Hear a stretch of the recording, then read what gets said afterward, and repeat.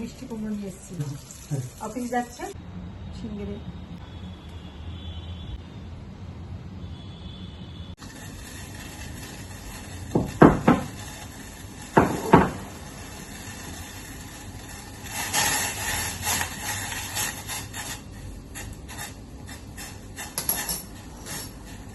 High বন্ধুরা, good morning.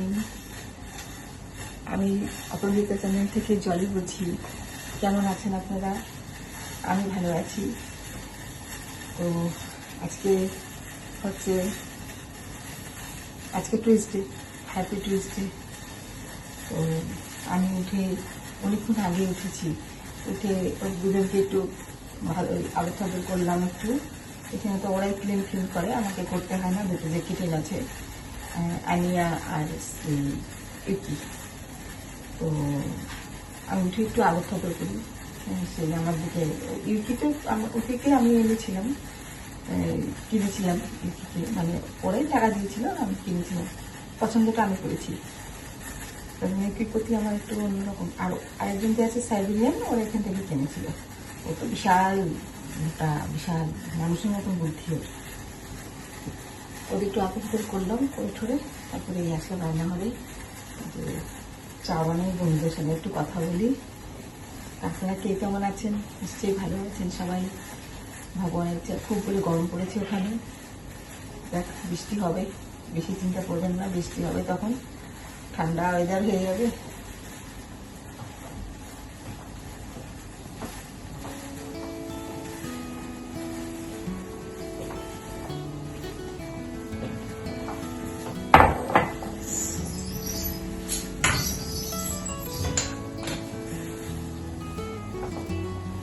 ঠান্ডা weather হয়ে যাবে, তখন দেখবেন গরম ভালো লাগছে।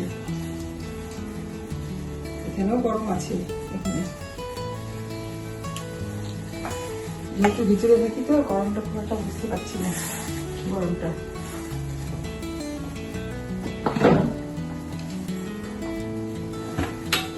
ওই বাইরে থেকে যখন নিচে নামি, তখন যে গরমটা ফাঁক করলো, গরমটা মানে না গায়ে মনে যেন আগুনের একটা উল্কা এসে পড়লো গায়ে। তখন উঠে লোক সাথে সাথে গাড়িতে উঠে যাই। আর জানার আগে থেকে গাড়িতে চালিয়ে রাখে।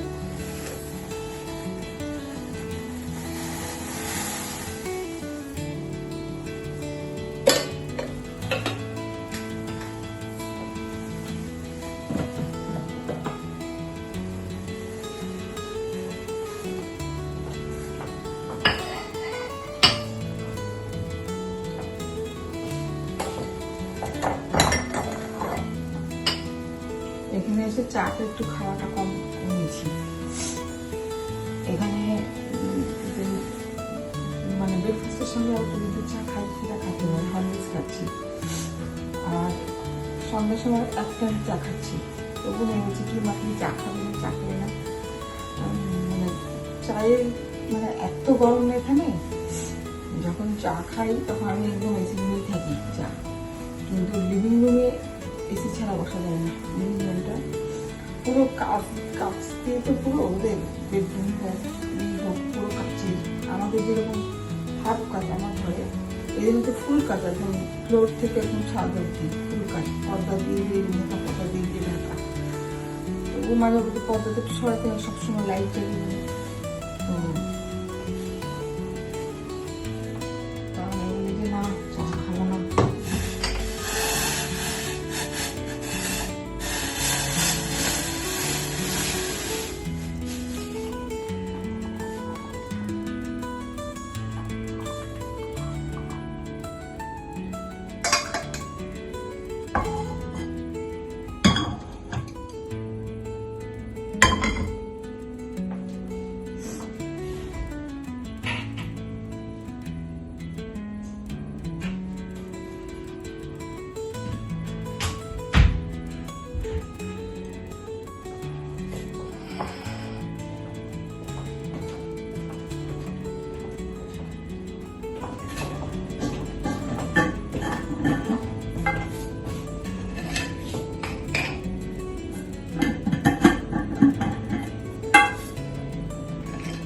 অরিও বিস্কুট, কিরকম কালারের, পার্পল কালারের অরিও বিস্কুট। কত রকম কিছু বেরোবে।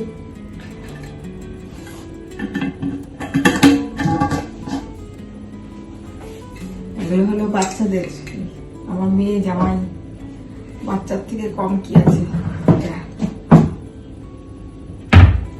কি যে এনে এনে এনে খাবে। কালকে এক গাদা ফুচকা নিয়ে এসছে ব্ল্যাঙ্কেটে, ফুচকা। মা ফুচকা খাও, মা ফুচকা খাও। আমি যে না, এই ফুচকা খাবো না। বলছে যে না, কিন্তু ফুচকা ভালোবাসি। আমি ভালোবাসি, কিন্তু এখন খেতে ইচ্ছা করছে না আমার। না খাও। সেই 10টা ফুচকা খাইয়েছে, জানেন তো, 10টা ফুচকা। ফুচকাটা খুব ভালো ছিল। আমার মেয়ে সব 4টা পুরো ইটি করেছে। জানি মা ঝাল ঝাল খেতে ভালোবাসে। ধনে পাতা টমেটো দিয়ে এনেছে, 4টা এসছে, কিন্তু 4টাকে আরও ভালো করার জন্য মানে ধনে পাতা দিয়ে, তারপর লঙ্কার গুঁড়ো টুলো, বিট নুন দিয়ে ভালো করে মেখে থেকে, তারপর আবার মিষ্টি ইয়ে দিয়েছে, মিষ্টি আচার আমসত্ত্বের সাথে ওরা। আর এই তেঁতুল জলটাকে ভালো করে ওটাকে ওটাকে ভালো করে করেছে, করে তারপর সেরকম বড় একটা বাস্কেটের মধ্যে ফুচকা, আটার ফুচকা নিয়েছে। এত ফুচকা খাবি বলে, তুমি খাবে, আমি খাবো, আর জামাই খাবে। আমি বললাম যে বাপরে, আমি এত ফুচকা খাবো না, আমি 2টো খাবো। বলে কি ঠিক আছে, তুমি বসো তো, আর 2টো 4-5টা খাই যাবে। বলে কি না মা, হয়ে গেছে, তুই যা, তুই এবার তোরা খায়, তুই খা। জামাই তো অফিস থেকে এসে, বা জামাই অফিস থেকে এসে যেমন জামা কাপড় ছেড়েছিল, একটু ধুয়ে ফুচকা খেতে বসেছে। মানে কারণ এদের বাপ মা, এই জন্য বাচ্চাদের মনে হয় সব, ওদের সব দেখে মনে হচ্ছে সত্যি বয়স হয়ে গেছে আমার। আমি সত্যি ফুচকা খেতে পারছি। মার্কেটে গেলে ফুচকা খুব খাই আমি, ফুচকা। তো এখন আর মার্কেটে গেলে ফুচকা খাই না। ওই বলে যে পা দিয়ে পিঠি করে ঠরে, ওই জন্য খাই না। সে থেকে ফুচকা খাবো মেখে দিয়েছি আমি। ফুচকা দেখলে তো জিভে জল আসে। কিন্তু একবার বন্ধুরা, আমি ক্লাস মনে হয় 8-9-এ পড়তাম, তখন আমি দিদি আর জিজুর সঙ্গে আমি মিশে গেছি সিনেমা দেখতে, শিলিগুড়িতে আনন্দ দেখতে। আমাকে নিয়ে গেছে ওরা। তো আমি বলেছি যে যদি আমি যাবো, আমার তো 3-4 দিন আগে আমার পরীক্ষা ছিল, টেস্ট পরীক্ষা ছিল। আমি যদি আমি যাবো, কিন্তু আমাকে তোকে ফুচকা খাওয়াতে হবে। মানে ঠিক আছে, তুই কতটা ফুচকা খাবি, তোকে খাওয়াবো। এবার আমি গেছি, গিয়ে তো সে আনন্দলোক সিনেমা হলে, তখন তো সব সিনেমা হল ছিল, গিয়েছি।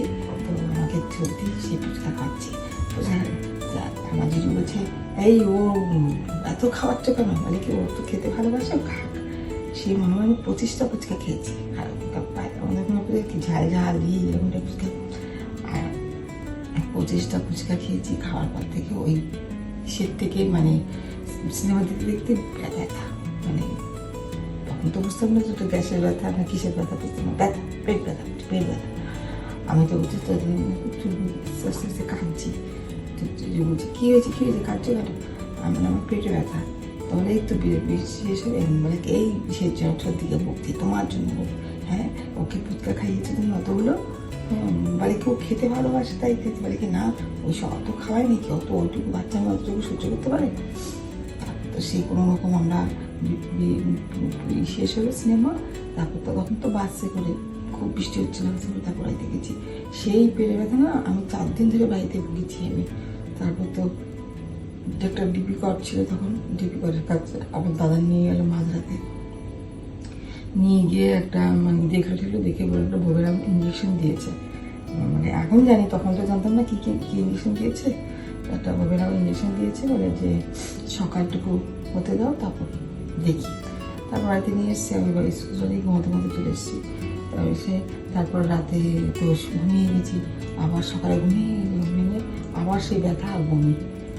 তারপর আবার উল্টো দিকে আছে মেডিসিন শপ আছে, মেডিসিন শপে গিয়ে বললো। তারপর আমাকে বললো আবার ইঞ্জেকশন লাগবে, আবার আমাকে নিয়ে গেলো ইঞ্জেকশন। ওই ইঞ্জেকশন নিয়ে বাড়িতে বৌদির সঙ্গে আস্তে আস্তে বমি করতে মানে যাচ্ছে তো অবস্থা। তারপর আমাকে আমার বাবা মা বললো না, এরকম করে রাখা যাবে না, আমাদের তো বাবা মা দুজনই আর্মিতে। তো অ্যাম্বুলেন্স ফোন করলো। হ্যাঁ, তারপর অ্যাম্বুলেন্স আসলো, এসে তারপর আর্মি হাসপাতাল দিয়েছে নিয়ে গিয়ে তারপর দেখলো আমাকে ট্রিটমেন্ট করে নিল। ট্রিটমেন্ট করতে সে দেখে না, কি কান্না উঠে, আমি ভাবো না আমি বৌদিকে মারছি, মাকে মারছি, আমি মানে অ্যাডমিট হব না আমি। হ্যাঁ, সেই ছর্দিকে গালি দিচ্ছি। হ্যাঁ, ওদেরকে ছর্দিকে গালি দিয়ে হতে বলেছিস তুই খাওয়া, আমরা না, আমাকে কেন ও কেন দিদি আমাকে শাসন করলো না, আমাকে অতটা কেন খাওয়ালো। মানে কি যে অবস্থা, 7 দিন আমি হাসপাতালে ছিলাম। সেই থেকে আমি ফুচকা খাই, খুব বুঝে শুনে ফুচকা খাই আমি। ওই যে 20 টাকায় 6টা, আর বাস ওই আর খাই না আমি। আর আমি ওই জন্য মেয়েকেও আমি বলি কম খেতে ফুচকা। আমি এই যে ট্যাংরা মাছ করবো, বেগুন দিয়ে পাতলা ঝোল করবো। যে ট্যাংরা মাছ ধুয়ে ঠুয়ে ওগুলো রেখে নিয়েছি। ট্যাংরা মাছ সকাল সকাল রান্না করে নেবো। ট্যাংরা মাছটা ভেজে নিই।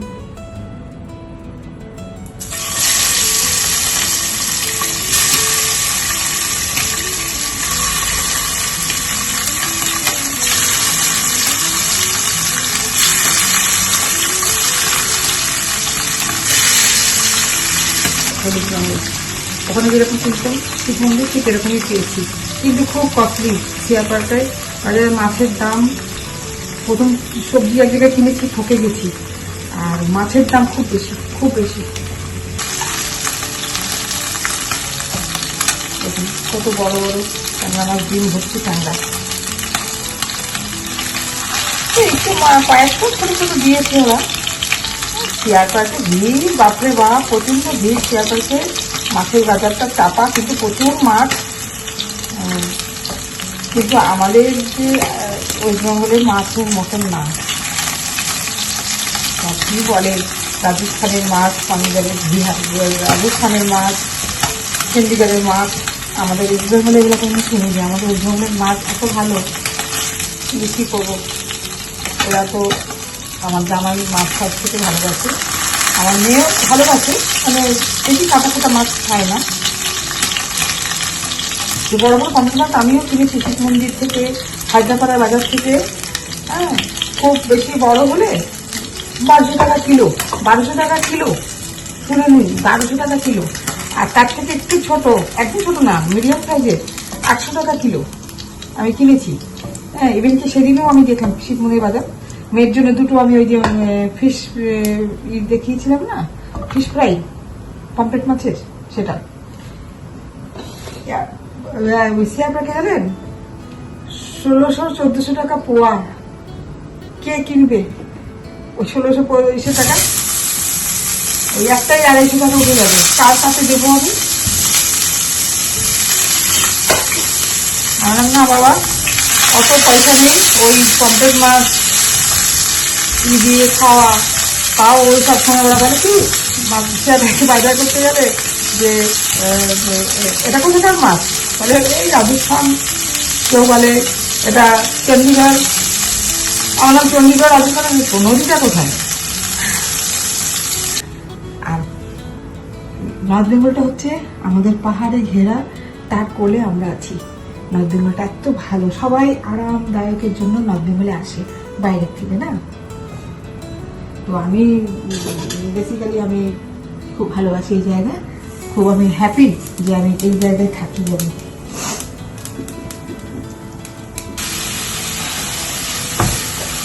সেটা হয়ে গেছে, একটু জল দিয়ে দিচ্ছি।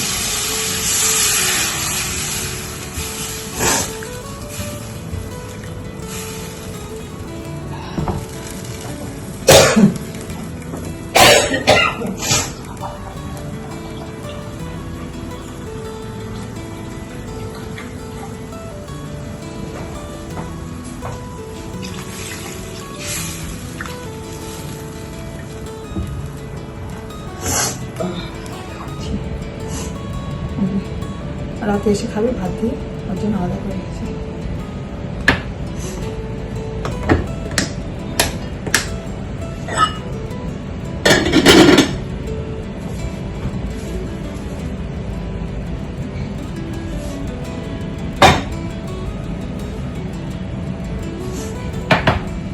এখন বেগুন ভাজবো, পরে চিংড়িটা করবো। খুব গরম লাগছে তো, একটু এসে গিয়ে বসবো।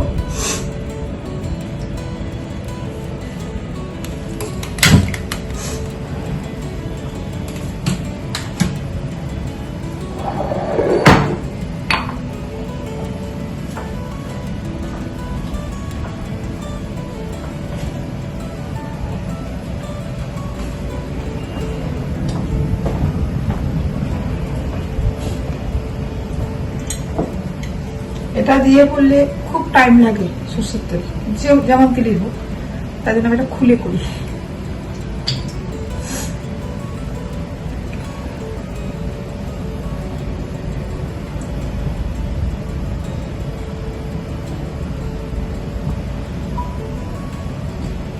একটু জামার জন্য রেখে দেবো রাতে বেগুন ভাজা, ডাল আছে, তরকারিও আছে, মিক্স সবজি, আর মেয়ের জন্য ওই পাকা কুমড়ো দিয়ে চিংড়ি মাছের ছেঁচড়ি করবো।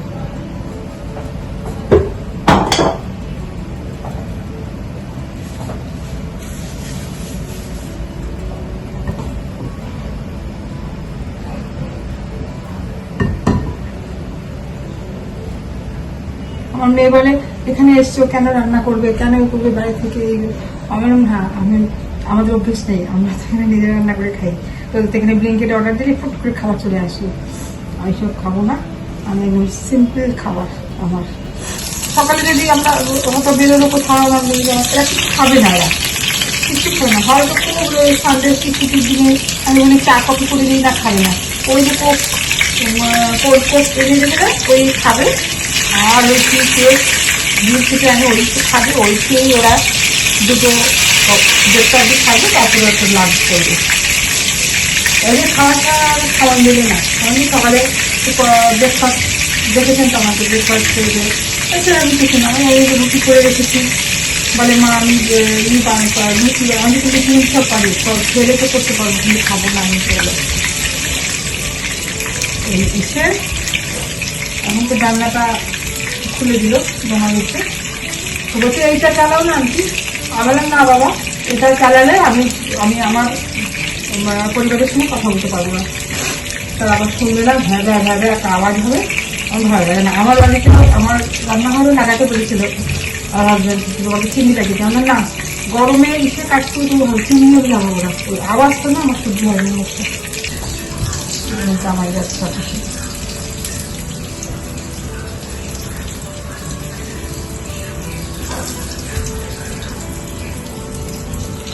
এখনো যাইনি, যাব। সেদিন দিদি রোববার এসেছিল, দিদি জিজু তার ছেলে ইনভাইট করেছিলাম আইবুড়ো ভাতের জন্য, এসেছিল, খুব মজা হয়েছে। তো ওইটা একটু ক্লিক আপনাদের দিয়ে দেবো, কথাটা দেখবেন।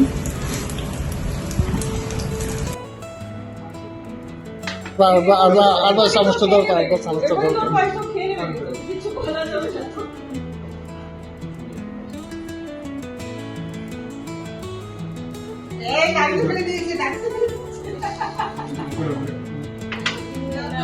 জলি একটু দাও।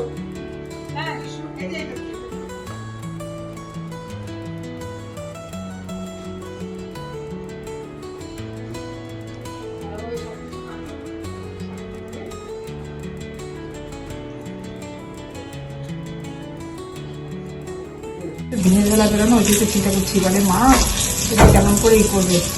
হয়ে গেছে রাত? আচ্ছা, ডেটটা দিতে হবে।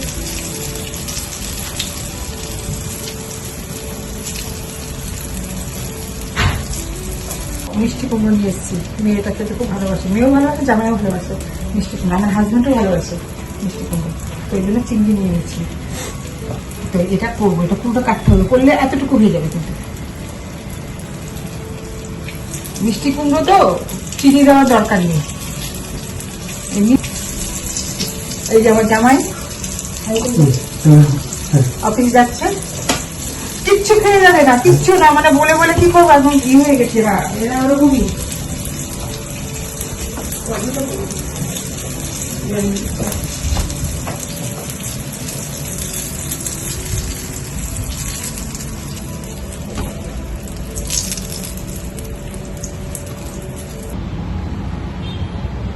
গুড ইভিনিং বন্ধুরা, শুভ বিকেল।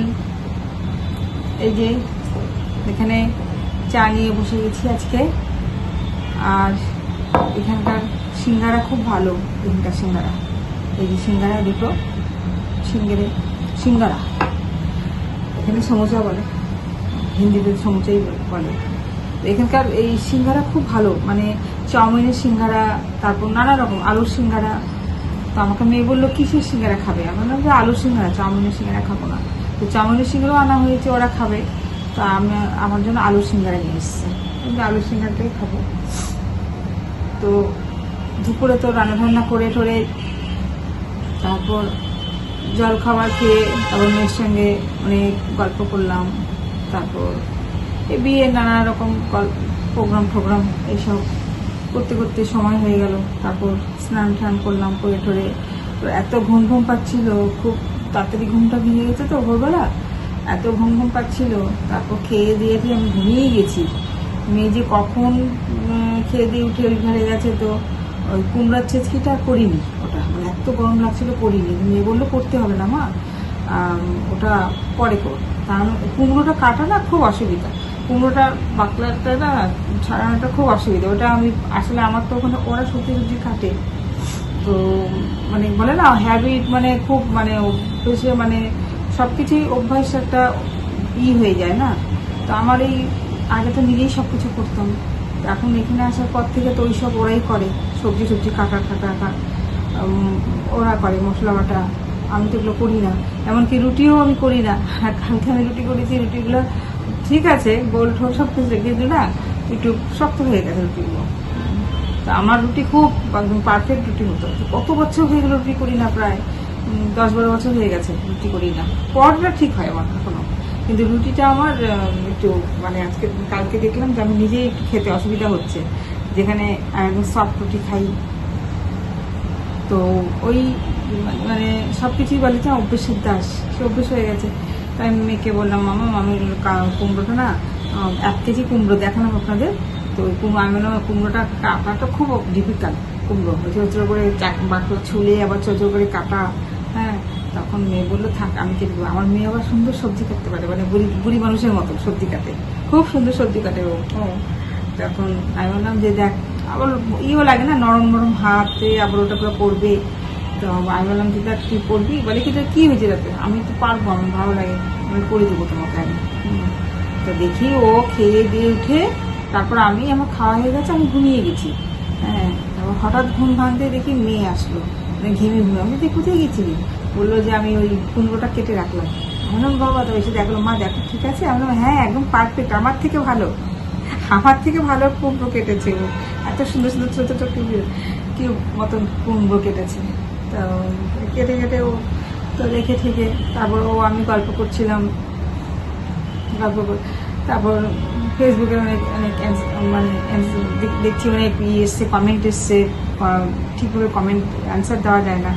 মানে শুয়ে খাওয়া যখন তাড়াতাড়ি হয়ে গেছে অ্যান্সারগুলো দিতে দিতে কোন সময় যখন ঘুমিয়ে গেছি নিজেই জানি না। ওই হঠাৎ মেয়ে ঢুকলো, কুমড়ো কেটেছি।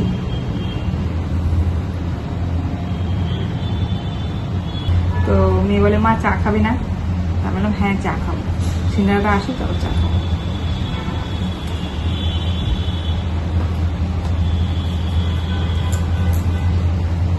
খুব ভালো সিঙ্গারা।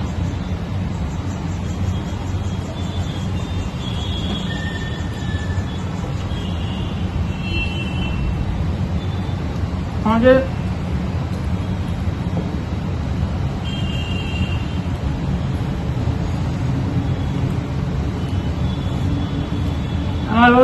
আমার স্মুদির ফটো পাঠিয়েছে, ভিডিও,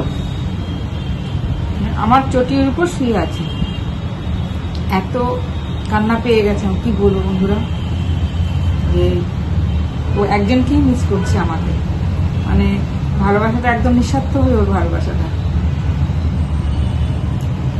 ওর তো চলে তো যাবো, হয়ে এসছে সময়। কিছু পাবলিক আছে যে আপনার ভিডিও দেখবে, সব কিছু দেখবে, কিন্তু কমেন্ট করবে না। একদম রেগুলার ভাই আপনার ভিডিও দেখবে, আপনি কি করছেন, কি খাচ্ছেন, কেরকম করে সাজছেন, পায়ের মধ্যে কি পরেছেন, হাতের মধ্যে কি পরেছেন, মাথায় কি পরেছেন, ব্লাউজ কি পরেছেন, উপরে টি শার্ট কি পরেছেন, মানে এভরিথিং সব ফলো করবে। ওর দেখা মানে সব আপনাকে ফলো করা, আর কিচ্ছু না। আপনার ভালোর জন্য দেখছে না, কিন্তু ভালোর জন্য হলে আপনাকে একটা কমেন্ট করবে। সেগুলো না, এরকম মানুষ অনেক আছে। তো আমি ফেসবুক না করলে বুঝতাম না, ইউটিউব করছি। সোশ্যাল মিডিয়াতে না আসলে বুঝতাম না এসব ব্যাপার। তো এই ব্যাপারটা আমার অনেক আগে, আমার মেয়ে যখন স্কুলে পড়তে একটা বাড়িতে ভাড়া ছিলাম, সব ভাড়াটিয়ারা সবারই ছেলে মেয়ে, সামনে স্কুল ছিল, সবারই হাজব্যান্ডের বাইরে চাকরি করতো, ছেলে মেয়েদের নিয়ে মারা থাকতো। তো আমাদের যে ওনার ছিল তার 2 ছেলে ছিল, তো আমাকে বৌদি বৌদি বলে ডাকতো। খুব ভালো ছেলে দুটো, খুব মানে একজন তবলা নাম করা, আরেকজন হচ্ছে আর্টিস্ট, আর্ট করে, আর্ট শেখায়, আর্টের টিচার। খুব ভালো ফ্যামিলিটা। তো ওরা তো অনেকগুলো ভাড়াটিয়া ছিল। তো একদিন আমি মেয়েকে টিউশন করে নিয়ে এসেছি। তো তখন আমি না আমার মধ্যেই থাকতাম। বাড়িতে অনেক মহিলারা ছিল, ওরা হাসি ঠাট্টা, আড্ডা মারা, এর ঘরে ওর ঘরে যাওয়া, হ্যাঁ আমার সবার সঙ্গে আছে, কিন্তু আমার সবকিছুর একটা বাধা ধরা ছিল। যেহেতু আমি মেয়েকে নিয়ে একা থাকি, মেয়ের পড়াশোনার জন্য, মেয়ে সব কিছুর জন্য আমি হাজবেন্ডকে ছেড়ে থাকছি, তো ওর জন্য আমার মানে অন্যরকম আমার একটা ছিল। তো একদিন আমার ওই বাড়িওয়ালা যে ছেলে, ছোট ছেলে, সে বলছে, বৌদি তোমাকে একটা কথা বলবো। আমি বললাম হ্যাঁ বলো। বলে মনে কিছু করবে না। আমি বললাম না, কেন করবো? বলে জানো তোমার, আমি নাম মেনশন করছি না, বলে একদম তোমাকে দেখে জানো এই পুরো কপি করে তোমাকে। তুমি কি খাচ্ছ, তুমি কি করছো, তুমি তোমার মেয়েকে কি বলে রাখছো, তুমি কিরকম ড্রেস করছো, হ্যাঁ পুরো আমরা তো সবসময় দেখি, আমরা সব আলোচনাও করি। আমি দেখো কে কি আমাদের থেকে কপি করলো, কে কি করলো, আমার তাতে যায় আসে না। কিন্তু তাহলে মনে করো আমি ভালো বড় একটা সেলিব্রিটি, যে আমাকে দেখে কেউ কপি করছে, তার আমার এই জিনিসগুলো ভালো লাগছে, সেটা তখন ওইরকম ভাবেই নিয়েছিলাম। তো এখন দেখছি যে জিনিসগুলো ভালো না, এগুলো কাউকে দেখে দেখে সবকিছু করা, মানে খাওয়া দাওয়া সবকিছু, বসা, কথা বলা, মানে এভরিথিং। হ্যাঁ, এটাকে কি বলে বলুন তো? এটাকে একরকম ডিজিজ বলে, রোগ বলে এটাকে। নিজের তো কোনো অস্তিত্ব নেই, নিজের কোনো আইডেন্টি নেই, নিজের আমি কি, আমাকে কিরকম লাগবে, কি করলে সেটা আমি দেখবো। আমি অন্যের দেখা দেখি যেটা, অন্যকে যেটা ভালো লাগবে আমাকে সেটা ভালো না লাগতে পারে, তাই না? আমাকে যেটা ভালো লাগবে অন্যকে সেটা ভালো নাই লাগতে পারে। তো সেগুলো ভেবেচিন্তে করতে হয় না? তো সেগুলো তো মানুষ একদিন বুঝলো না, 2 দিন বুঝলো না, 10 দিন বুঝলো না, একদিন 1 মাস বুঝলো না, কিন্তু ধীরে ধীরে তো বুঝে যাবে। তখন তার একটা ভালো লাগবে। আমি যে কালার করবো সে সেই কালার করবে, আমি যে যেরকম ভাবে লিপস্টিক দেবো, হয়তো আমার মতন আনতে পারবে না, কিন্তু চেষ্টা করবে, আনার মতন চেষ্টা করবে। এরকম প্রচুর আছে, প্রচুর। তো এখন বুঝি যে আজ যদি মাধুরী দীক্ষিত এরকম ভাবে একটা ড্রেস পরে, নিশ্চয়ই আমি পরবো না। মাধুরী দীক্ষিতকে যা মানাবে আমাকে সেটা মানাবে না। আমাকে যেটা মানাবে সেটা আমি করবো। বললাম এই কথাগুলো, ভাবছিলাম অনেকদিন আগে, ভেবেছিলাম যে আপনাদের বলবো, শেয়ার করবো আপনাদের সঙ্গে, কারণ আপনাদের সঙ্গে শেয়ার করা উচিত, আপনাদেরকেও জানা উচিত, যে হয়তো অনেকে জানে না। হ্যাঁ, তার জন্য শেয়ার করলাম। যে ঠিক আছে, রাখি, আবার দেখা হবে, বাই।